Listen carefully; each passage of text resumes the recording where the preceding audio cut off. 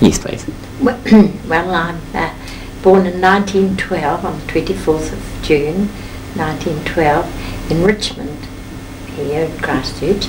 And what else can I say? What year? 1912. What month? June 1912. And there, from then on, I grew up to be 5 and went to the Richmond school. And there, in the old days, we had slates to write on, pencils, slate pencils, scratchy old things they were too, and an old building we were in Richmond, the school buildings. Did you have any brothers and sisters? Yes, I had 2 sisters. One was born 5 years after me, and the other one was 13 years after me, so we were well spaced. And we were a very happy family. We lived in Petrie Street, Richmond, and my father built a house there, and it was all paddocks round us. And I can remember frog ponds and things like that in the next street. So times have changed from then. What did your father do for a job? My father was a commercial traveller with H.F. Stevens, a wholesale druggist, and during the school holidays he would take we children round the different shops that he called on, and we would sit in the car hoping that one of the shopkeepers would come out and give us a bag of lollies. That was the main thing. But he got that he only took one of us at a time, because we'd start getting sick of being in the car and start fighting, so that finished the 2 sisters going together. And did your mother stay at home, or did she have work? Or? No, my mother had been a school teacher in Cust, and she married my father at St Paul's Anglican Church, Papanui. And she was Anna Veitch, and Veitch's Road is named after her, and my uncles are the Greers of Greers Road, so that we've always had connections in Papanui. Did you like school? Oh yes, loved it. And I can remember the Prince of Wales coming to Christchurch, and he was he stayed at the Gentlemen's Club in Worcester Street, and everybody went mad to go and see him. And then they had a children's ball, and it was held in the barracks, the great big barracks in Cashel Street, and each school got so many tickets, and I was one, and it was a fancy dress ball, and I went as a fairy to the Prince of Wales ball. He had, of course, wasn't there, but there'd been a ball the night before for grown-ups, and the children went the next day, so it was lovely. So how old would you have been then? I was 5, and of course we were taken to see him as much as my mother could, and he when he came off the train at the old Christchurch station, he patted me on the head. So I've been patted by the Prince of Wales. But not Charles. No. No, it was before him. Would be the one that abdicated? That's right. It was the prince that abdicated. Do you remember that? Yes, very vividly. I think we were on the street so much sitting to see him that every child would remember us. What sort of things did you learn at school? Like, well, what just subjects did you do? I think the one thing that I never hear of the children now is reciting. We had to learn long poems off and be able to recite them. I don't think they do that now, do they? Sometimes they did, not really long ones. No. Yeah. But that way we did learn poetry, because we learnt the love of poetry then too. And was it pretty strict? Oh, very. At least as children we were frightened of the headmaster, of course, frightened to put a foot wrong. But yes, it was. The discipline was good in schools. Did you have to do like sport or physical education? That Yes, sort of thing? but I went on to go to Avonside Girls High, and in those days there were only 100 girls there, and it was a house. And now it's grown into a very big school. But that was where I finished my schooling there, at Avonside. And that was lovely, because there were only 100 girls, and we all got good attention, good tuition. When you were younger, what sort of things did you do in your spare time? Like you wouldn't have watched television or anything like that? No, so what? I can't think. Well, we were happy in our own home. We had no television or radio, and so we made our own fun. And I think there was more happened at night at home. You know, we made our own fun, and as we grew older, we had musical, great sing-songs and things like that, and that passed the time. And we were always happy, and we went to the Richmond Methodist Sunday School, and that was our life, Sunday school life in those days. We'd go to socials and go to church on Sunday. And I remember that my father, on a Sunday going to church, would look in the shop window to see how the All Blacks had got on in England.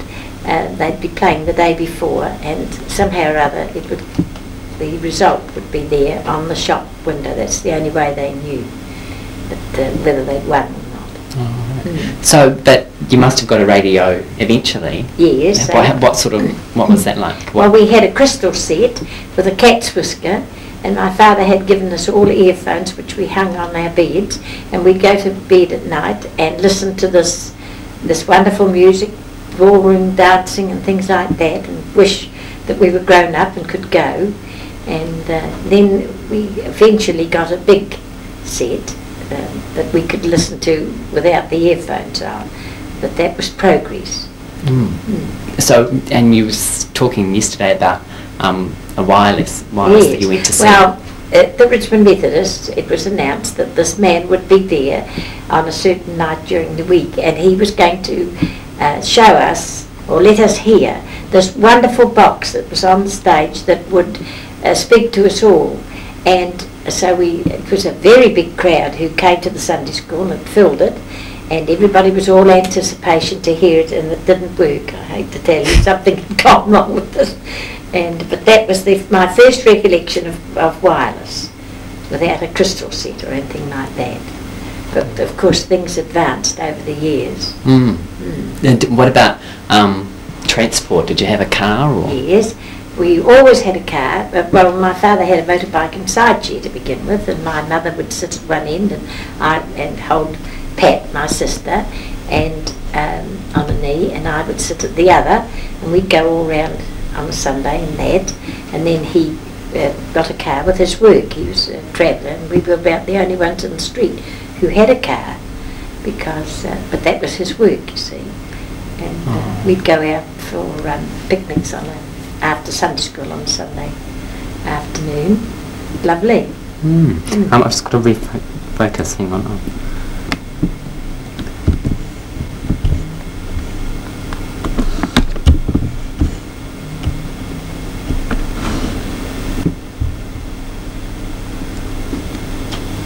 There. So what did you do when you left school?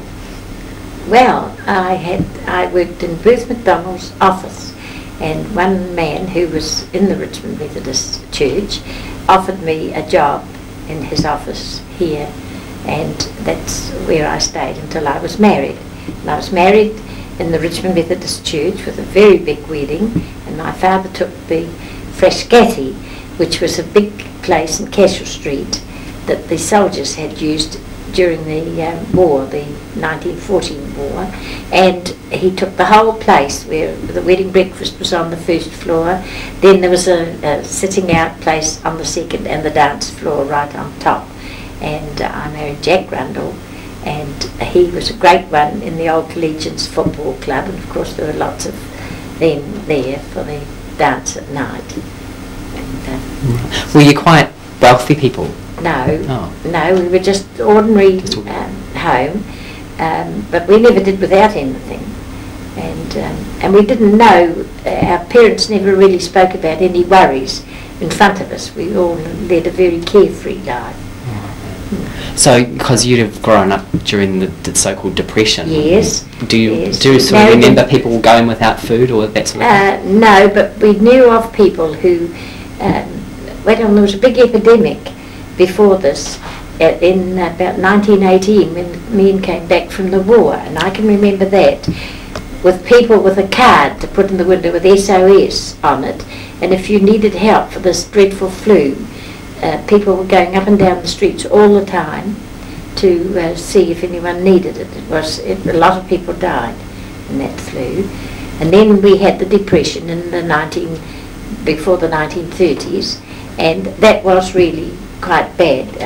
Men had to take reduced wages, and we had to be very careful. Well, not we children, but our parents had to be careful with money. Were you sort of aware that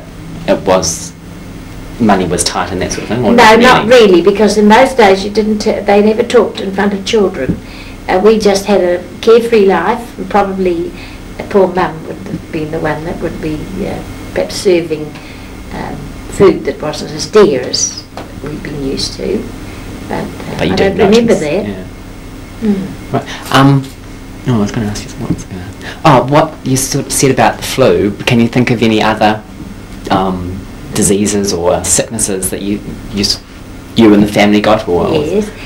When I was 5, my sister Pat was born, and I was sent up to Belfast to my auntie's to be minded while Mum was in the home, because in those days you stayed a fortnight in the home.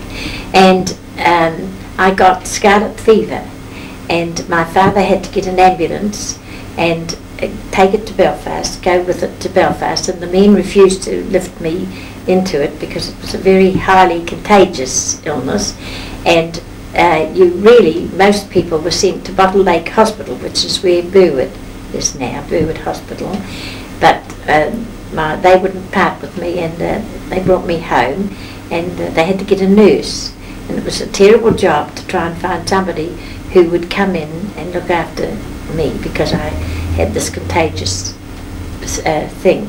But eventually they got somebody, and my mother couldn't come home because of my being ill, and she had to go somewhere else, and she used to come and look through the window at night just to see how things were going on. And it was 6 weeks, and when you were better, they had to fumigate. The maids had to come from town and fumigate your house, and they put white sheets all over the doors. I can remember that, with disinfectant on them, and the nurse and I were the only ones in the house. So everybody else had to move out? Everybody had to move out, yes. My father did stay there, but he lived in our laundry, which was a nice big one, and he had a gas ring, and he used to cook a bit of tea out there, so he told me, but he couldn't come into the house. And so how long was that for? 6 weeks. And what about the doctor? Did he come or not? Well, I suppose he did, but I don't remember him at all. But I do remember the person who was looking after me, and it was very hard to get anyone that would come and look after an infectious disease like that. Now we never hear of it. No. So, and you didn't sort of get any other things after that, or? No, I can't remember anything else. It was bad enough. Yeah, get it all over with. But I can remember an uncle coming home from the war, and the flags all up to bring him home and welcome him, and Uncle Bert Nicholas. And that was exciting. Because you'd have been about 5 then as well. Yes, I was. Well, yes, I was. And we used to take, for the war, when the war was on, we used to take cakes of chocolate to school. I can remember being given one with a cow on the outside of the label, the wrapping, taking it for the soldiers. Oh, and they had a collection or something, did they? Yes. At school. Oh, right. It was a very fierce time, really, for everybody. So back to when you left school and you went to work, and you said you got married. Yes, how old were you when you got married? 23. And what was I going to say about the work? Oh, I got 15 shillings a week to start off with. And I think when I finished, after 7 years in the office,